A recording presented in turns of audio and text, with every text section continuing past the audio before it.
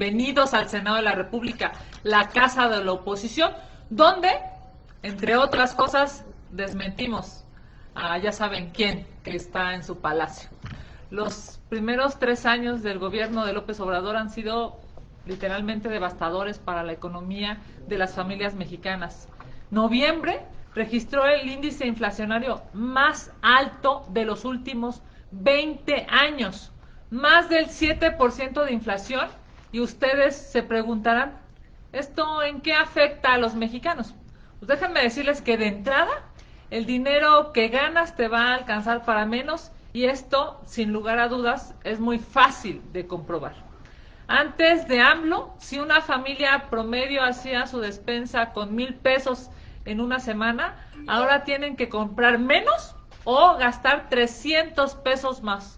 Lo que apenas hace 3 años se compraba con 1,000 pesos, ahora se tiene que pagar en 1,300 pesos. Pero como aquí en la mañanera decimos, la realidad, por muy cruda que sea para el gobierno, me di a la tarea de comparar los precios de la canasta básica del 2018 con los de la canasta básica de este año, de estos días, de este fin de semana. Y bueno, pues así las cosas. Antes de AMLO, con lo que comprabas 1 kilo de tomates verdes, hoy solo alcanza para 236 gramos. Menos de 1/4 de kilo. Qué terrible, ¿verdad? Vamos a ver este comparativo de precios que se realizó con datos de la SEDECO, que es la Secretaría de Desarrollo Económico de la Ciudad de México, y los precios registrados este fin de semana en el súper. Vamos a ver estas imágenes. Miren, aquí está. Según la SEDECO, el tomate verde en 2018 valía 15.70 pesos. Ahí están los registros, ahí está la página de la Secretaría de Economía de la Ciudad de México. En 2018, 15.70 pesos. Hoy, ayer, este fin de semana, si van al súper, cuesta 66.30 pesos. Es brutal. Estamos hablando de más de un 300% de aumento. Que sí, el jitomate. Vean esta cifra, es también, yo diría, de las peores que están sufriendo las familias mexicanas. En 2018 el jitomate valía 16 pesos con 60 centavos, según los datos del propio gobierno de la Ciudad de México. En este fin de semana, en 46 pesos el jitomate o tomate rojo, como lo conozcan. Tiene un incremento de más del 180%. Es increíble. Los nopales, fíjense nada más, pasamos de que costaran 13 pesos con 50 centavos a casi 37 pesos este fin de semana. Un incremento de más del 170%. La cebolla blanca valía, cuando llegó este gobierno de López Obrador, el que llegó diciendo que primero los pobres, fíjense el golpazo a la economía de la gente que menos recursos tiene. En 2018 valía 15 pesos con 60 centavos la cebolla. Hoy vale más de 36 pesos. Un incremento de más del 135%. La papa, ¿no?, que tanto se necesita, tanto se consume, empezó con este gobierno valiendo 16 pesos. Hoy vale 26 pesos, casi 27 pesos. Sin duda, este es un tema, digamos, de lo más complicado. La materia prima con lo que se cocina en los hogares de México, sin duda, han sufrido un incremento brutal. Hacer unos chilaquiles verdes o un arroz rojo se ha vuelto un lujo para los mexicanos debido a los altos precios. A eso, claro, hay que adicionarle el gas. La inflación está íntimamente ligada con el ejercicio del gobierno. Es claro que a un mal gobierno le llega una mayor inflación. Las decisiones de López Obrador cuestan vidas y además están afectando el bolsillo de los mexicanos. Este gobierno ha registrado mes con mes un incremento sobre la inflación, tal como se puede apreciar en la siguiente gráfica realizada con base en los datos publicados por Banxico y el INEGI. Esta es una gráfica elaborada en mi oficina que les repartiremos, por supuesto, con datos, les comento, de Banxico y del INEGI. Pero es terrible. Vean cómo ha tenido una alza lastimosa hasta pasar de los 7 puntos el nivel de inflación en este país. Como se puede ver, el cierre de este año se torna desalentador para las familias mexicanas y cada día se ve más lejano que un mexicano pueda cumplir su sueño de comprarse una casa, de adquirir un coche o simple y sencillamente de irse de vacaciones. El gobierno de la 4T ha destruido los anhelos de los mexicanos y ha generado casi 4 millones de nuevos pobres. Lamentable este cierre de año. Vamos a sus preguntas. Senadora, muchas gracias. La primera pregunta que tenemos registrada es de Víctor Gamboa. Le pregunta su opinión sobre la investigación que realiza la Unidad de Inteligencia Financiera al fiscal Alejandro Hertz Manero por las transferencias millonarias que ha realizado y la compra de 122 vehículos de lujo. ¿Insistiría el PAN en que comparezca Hertz Manero ante el Senado por su polémico desempeño al frente de la Fiscalía? Es evidente que Morena sigue en su cerrazón de que haya transparencia, de que haya rendición de cuentas, de que haya un contrapeso aquí en el Poder Legislativo. Se ha solicitado la asistencia del fiscal no solamente por el Partido Acción Nacional, sino por otros grupos parlamentarios. Es evidente que necesita el fiscal venir al Senado de la República, dar su posición, explicar lo que está pasando, incluso defender su verdad. Me parece que hoy ante tantos señalamientos, tantas discrepancias en términos fiscales, parece ser que hay una discrepancia fiscal a propósito de varios patrimonios hoy en el gobierno federal. Me parece que es un reto para el grupo mayoritario. Es un reto que deben de afrontar. Que vengan los servidores públicos de Morena, que vengan los servidores públicos que tienen la posibilidad de incluso fijar una posición, debiera ser una prioridad. Lo hemos pedido, llevamos meses pidiéndolo, varios grupos parlamentarios, y pareciera que aquí los legisladores de Morena están obsesionados por tratar de tapar el sol con un dedo. Ojalá y haya sensatez, ojalá y pueda venir a comparecer y ojalá y haya una, una representación de los distintos grupos parlamentarios para poder preguntar y para que haya eso que se necesita tanto en el legislativo, que son contrapesos. Gracias, senadora. Mayolo López le pregunta su opinión sobre las propiedades de Santiago Nieto en 25 meses, 40 millones de pesos. Me parece que es la misma lógica en términos de gobierno. Todos están obligados pues a demostrar que su evolución patrimonial es lógica y es congruente. Si ganas 100 pesos, pues tienes que gastar 100 pesos, ¿no? Si ganas 100 pesos no puedes gastar 100,000. Yo creo que urge que haya una investigación eficiente en todos los servidores públicos. Me refiero a hoy Morena llegó diciendo que esta transformación se iba a dar de inicio con los temas pues que van de la mano, digamos, de la anticorrupción, ¿no? Decían que ya no iba a haber corrupción, decían que se iba a erradicar la corrupción. Pues la mejor manera de demostrar que efectivamente se puede aspirar a una transformación, yo personalmente no la veo, no hay nada que este gobierno esté transformando, pero si quieren seguir con esa cantaleta de la transformación, pues valdría la pena que hubiera una investigación eficiente. Y hay muchísimas oficinas, por cierto, que están involucradas. Está la Fiscalía, está la UIF, está la Fiscalía, por supuesto, digamos, anticorrupción, que es especializada, está la función pública. Todas estas áreas deben de estar alineadas para darle certeza a los mexicanos de que los servidores públicos están cumpliendo con la ley, y aquellos que no estén cumpliendo con la ley, bueno, pues tengan la sanción correspondiente.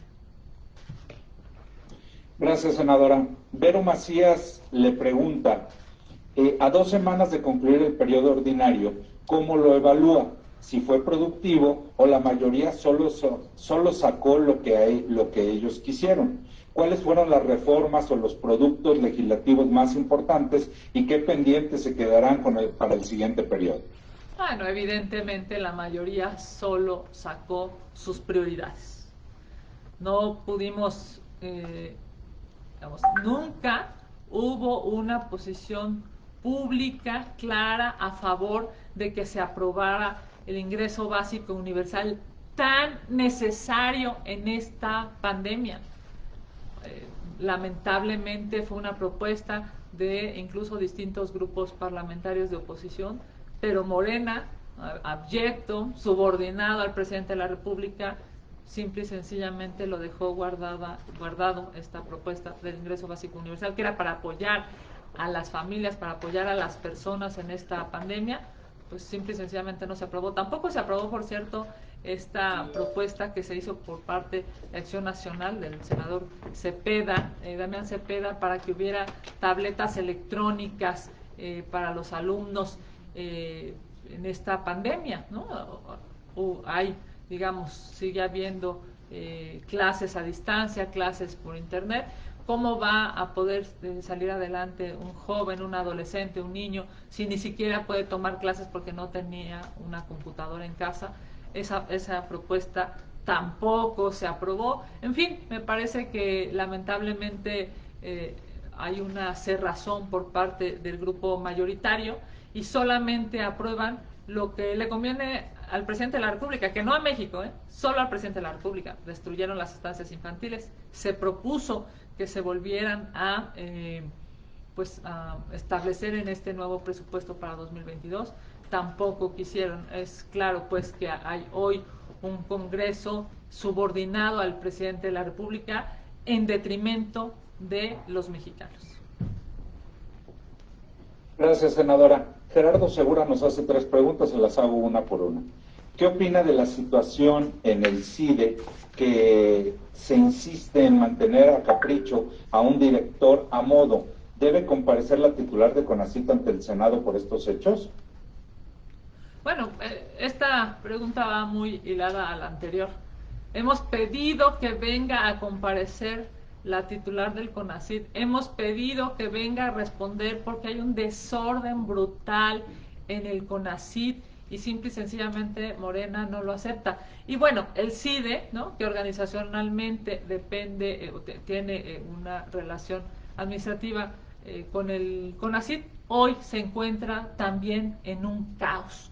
Es lastimoso ver cómo este gobierno pareciera que está en contra de la inteligencia, en contra de la investigación, en contra del desarrollo tecnológico, en contra del desarrollo intelectual, porque bueno, por supuesto que lo que más les conviene es tener a los mexicanos en el oscurantismo, ¿no?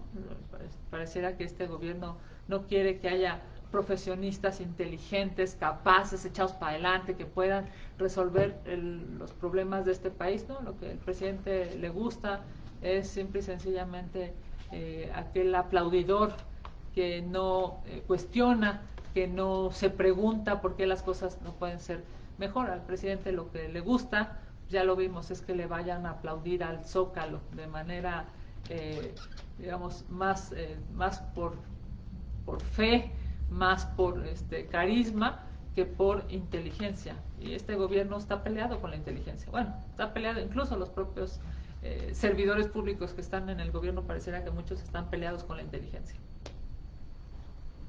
Gracias, senadora. También Gerardo Segura le pregunta, López Obrador insiste en responsabilizar de la crisis a sus adversarios, pero no los ha tomado en cuenta para nada, pero no ha tomado en cuenta para nada la oposición. Al parecer, él es el único responsable de la crisis económica e inflación que se registra en el país. ¿Qué opina al respecto? No, sin duda, este gobierno es el responsable de la crisis económica, es responsable de la inflación y de los brutales precios que hoy se están viviendo lastimosamente en nuestro país. Es el gobierno de López Obrador responsable de que la gente no pueda abastecerse de comida en los mercados porque simple y sencillamente ya no alcanza. Todo está brutalmente caro.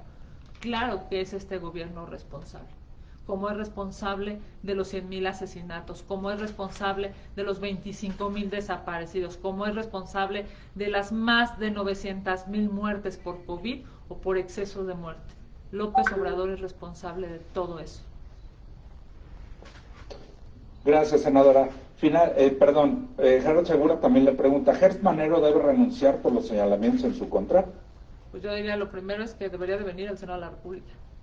Debería de venir a una, pues digamos, a una comparecencia, a una escucha. Cuando nosotros establecimos la Fiscalía Autónoma, recuerda, ¿no? Votamos por él, votamos por una Fiscalía Autónoma independiente que diera resultados y México lo necesita. Ojalá que haya sensatez por parte del gobierno, por parte de los legisladores y ojalá esté aquí en el Senado de la República escuchando a la oposición y dando respuestas.